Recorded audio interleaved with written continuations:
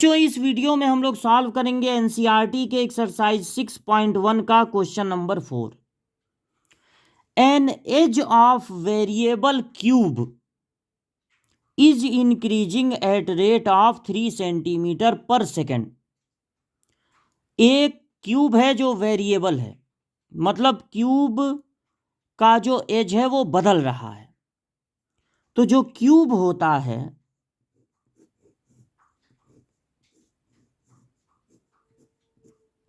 उसका एज हम लोग सपोज करते हैं ए।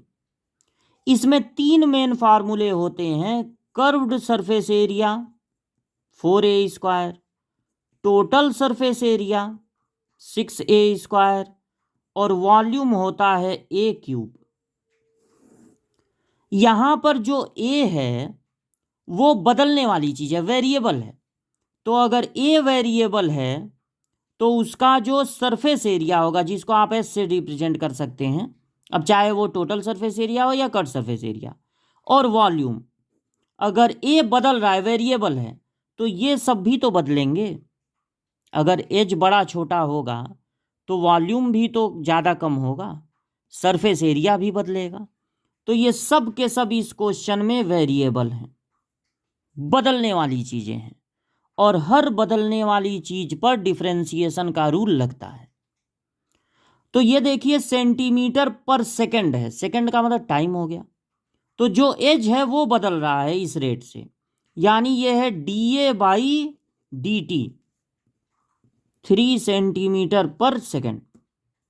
How fast the volume of cube, volume को अगर आप V से डिनोट करें हैं तो dV/dt पूछा जा रहा है कितना होगा when the edge is 10 centimeter, यानी एज की वैल्यू भी दे दी गई है 10 सेंटीमीटर, लेकिन ये कांस्टेंट नहीं है। एज भले ही एक समय पर 10 सेंटीमीटर है, लेकिन वो बदल लेगी, अब आगे बदलेगी। वो किस रेट से बदलेगी? हर सेकंड 3 सेंटीमीटर बढ़ रही है। तो वॉल्यूम किस रेट से बढ़ेगा ये पता लगाना है। तो क्यूब के वॉल्यूम का लिखना होगा फॉर्मूला, और डिफरेंशिएशन करना होगा with respect to t, time के रिस्पेक्ट में। तो dV/dt, वॉल्यूम का डिफरेंशिएशन टाइम के रिस्पेक्ट में, मतलब dV/dt। और ए को ऐसे नहीं नोट कर सकते हैं कि ये कांस्टेंट है, नोट हो गया, या इसका डिफरेंशिएशन 0 हो गया। यहां पर ए बदलने वाली चीज है, और हर बदलने वाली चीज पर डिफरेंशिएशन का रूल लगेगा। बिल्कुल वैसे ही लगेगा जैसे x³ का होता है पावर c इंटू पावर एक कम, इसका भी होगा पावर c इंटू पावर एक कम। लेकिन ये देखिए, रूल तो लगाना था टी पे, लगा दिए ए पे, तो फिर इसमें मल्टीप्लाई करना पड़ेगा differentiation of A with respect to T.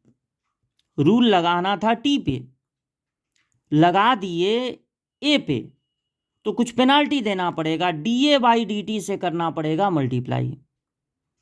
अब चूंकि हमको ए की वैल्यू पता है, देखिए ए की वैल्यू एक समय 10 सेंटीमीटर था, लेकिन ये बदलने वाली चीज है, और बदलने वाली चीज की वैल्यू डिफरेंशिएशन के बाद रखते हैं, पहले ही नहीं एक ही जगह 10 रख देंगे, क्योंकि ये हमेशा 10 नहीं है, ये बदलता रहेगा। तो जो बदलने वाला वेरिएबल जो होगा उसकी वैल्यू डिफरेंशिएशन के बाद रखी जाएगी। तो 3 ए है 10, तो 10 दो बार लिखना है क्योंकि ये स्क्वायर है, और DA/dt दिया हुआ है 3, तो 3 3 जा 900। इसका यूनिट क्या होगा? ऊपर है वॉल्यूम यानी सेंटीमीटर क्यूब, और नीचे है टाइम dt, टाइम यहां पर है सेकंड में, तो 900 सेंटीमीटर क्यूब पर सेकंड। इस स्पीड से वॉल्यूम बढ़ेगा। अगर इस स्पीड से एज बढ़ रहा है, हर सेकंड में अगर एज बढ़ रहा है 3 सेंटीमीटर, तो हर सेकंड में वॉल्यूम बढ़ेगा 900 सेंटीमीटर क्यूब, बहुत ज़्यादा।